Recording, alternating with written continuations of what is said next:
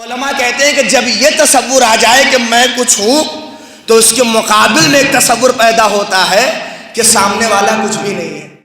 بسم اللہ الرحمن الرحیم۔ ایک بات آپ کی خدمت میں عرض کر رہا ہوں اور اس حقیقت کو محسوس کریے۔ دیکھیے یہ دو بیماری ہمارے معاشرے اور ہمارے سماج کے لیے بڑی سخت ہے، دونوں بڑی خطرناک ہے، جسے ایک کا نام ہے احساس کمتری اور ایک کا نام ہے احساس برتری۔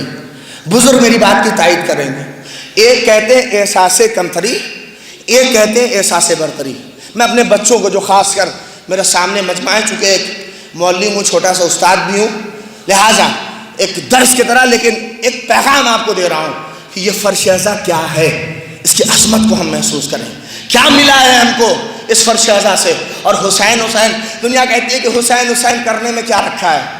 عجیب وہ دو مصرے مجھے یاد آ گئے، اگر حسین کے ماتم میں کچھ نہیں رکھا تو پھر یزید کے بچوں میں کھلبلی کیوں ہے۔ اگر حسین کے ماتم میں کچھ نہیں رکھا تو پھر یزید کے ہم پیٹنے والے ہیں، ہم ماتم کرنے والے ہیں، ٹھیک ہے جو چاہے کہیے، تو پھر آپ کے ہاں کھلبلی کیوں ہے؟ نہیں توجہ چاہ رہے ہیں، آپ کے ہاں کھلبلی کیوں ہے؟ ایک فقرہ کہہ رہا ہوں حسن نصر اللہ کا، اور اس سے آپ محسوس کریے گا۔ حسن نصر اللہ نے شاید اس موسم کو اور اس حالات کو درک کر لیا تھا کہ کچھ آوازیں بلند ہوں گی یزید کی حمایت میں، کچھ آواز بلند ہوگی تو یزید کو اچھا کہیں گی، کچھ آواز بلند ہوگی سوشل میڈیا کے اوپر اور چلے گی ٹویٹر کے اوپر۔ اسی لیے حسن نصر اللہ نے کہا میرے نوجوانوں، محرم جیسے ہی شروع ہو جائے تو پہلے ہی محرم کو فیس بک کے اوپر، ٹویٹر کے اوپر، واٹس ایپ کے اوپر، ان تمام چیزوں کے اوپر یا حسین لکھنا، یا حسین لکھنا، یا حسین لکھنا، یا حسین لکھنا، یا حسین لکھنا، نہیں غور کر سکے آپ، یا حسین لکھنا۔ آج دیکھیے جیسے کچھ یزید کے حمایتی ہیں، آواز بلند کرتے ہیں لیکن آواز پتہ نہیں چلتی، آواز معلوم نہیں ہوتی۔ کوئی یزیدی بھی اگر ہوگا تو فخر سے کہہ نہیں سکتا کہ میں یزید والا ہوں، میں یزید والا ہوں۔ غور کریں، یہی حال تو اس دنیا کا بھی ہوا کہ جیسے ہی یا حسین ٹویٹر کی دنیا پہ ٹرینڈ ہوا تو دنیا دیکھ رہی تھی، یزید لکھنے والے بھول گئے، سب لکھنے لگے حسین زندہ باد، حسین زندہ باد، سب لکھنے لگے حسین زندہ باد۔ تو دو بیماری جو میں عرض کر رہا تھا کہ دو بیماری ہمارے معاشرے کی بڑی سخت ہے، ایک کا نام ہے احساس کمتری اور ایک کا نام ہے احساس برتری۔ جو بولے احساس برتری سب جانتے ہیں، کہتے ہیں فلاں آدمی احساس کمتری کا شکار ہے، اور یہ دونوں مرض وہ مرض ہے کہ اگر کسی آدمی کے اندر آ جائے تو آدمی خراب ہو جاتا ہے۔ توجہ چاہ رہا ہوں۔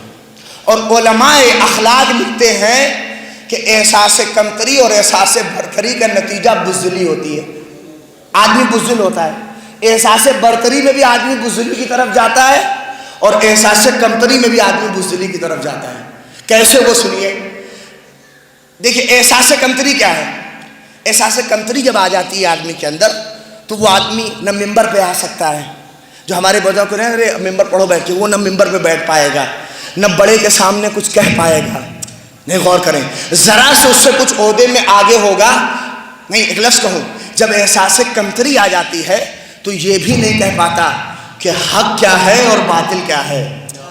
محسوس کریں، یہ ہوتا ہے احساس کمتری میں کہ آدمی کہہ نہیں پاتا، ڈرتا ہے، خوف ہے، بزدلی، پیچھے ہٹنے لگتا ہے، بس ایک دم پیچھے جانے لگتا ہے۔ احساس برتری کیا ہے؟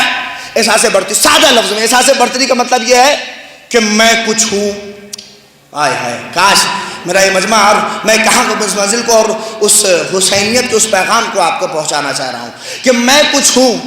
علماء کہتے ہیں کہ جب یہ تصور آ جائے کہ میں کچھ ہوں تو اس کے مقابل میں ایک تصور پیدا ہوتا ہے کہ سامنے والا کچھ بھی نہیں ہے۔ نہیں، خود بخود ہے، جب یہ پیدا ہو جائے کہ میں کچھ ہوں تو پھر سامنے کا تصور آتا ہے کہ میں کچھ نہیں ہوں۔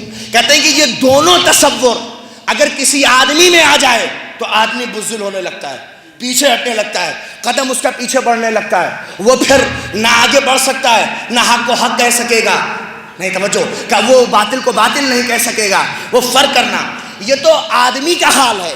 کہتے ہیں اگر کسی قوم کے اندر یہ مرض پیدا ہو جائے تو قوم دبنے لگتی ہے، قوم پیچھے ہٹنے لگتی ہے، قوم پس ہونے لگتی ہے، قوم ایک دم اس غار میں اور اس باقاعدہ اس اندھیرے میں چلی جانے لگتی ہے جہاں کوئی نور نہیں ہے، جہاں وہ ابھر نہیں سکتی ہے۔ کہا پھر اس کے لیے ضرورت کیا ہے کہ اسے بزدلی سے نکالا جائے، اسے احساس کمتری سے نکالا جائے، اسے احساس برتری سے نکالا جائے۔ تو تاریخ گواہ ہے کہ جب جب قوم بزدلی کی طرف گئی ہے کوئی نہ کوئی فکر کلیم ضرور پیدا ہوئی ہے، کوئی نہ کوئی فکر کلیم آئی ہے۔ کیا فکر کلیم کیا کرتی ہے؟ کیا فکر کلیم اسے بزدلی سے نکالتی ہے، فکر کلیم اسے احساس کمتری سے نکالتی ہے، بزدلی کو ختم کر کے اسے آگے لے کے آتی ہے۔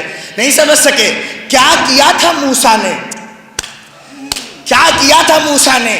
قوم پست ہو رہی تھی، پیچھے ہٹ رہی تھی، بزدلی کی طرف جا رہی تھی۔